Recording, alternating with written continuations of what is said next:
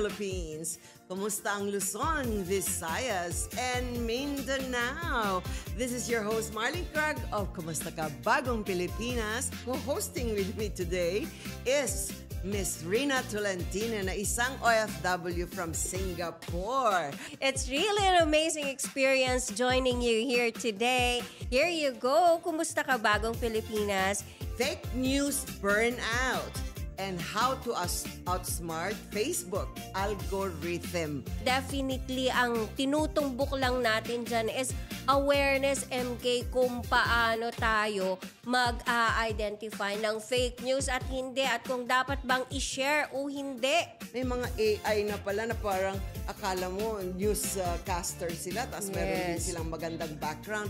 Yung sentiment mo, yung emotional aspect mo, and also yung trust mo, and you are even being led to something na, is it really something na i-judge mo ba to or hindi? Diba? That's why bashing is already rampant. It's because they don't gauge kung totoo ba o hindi ang kanilang binabasa. Minsan yung mga hanggang sa susunod na episode. Again, yes. Ito po ang Kumusta Ka Bagong Pilipinas, saying stay smart, stay kind, and scroll your Facebook wisely.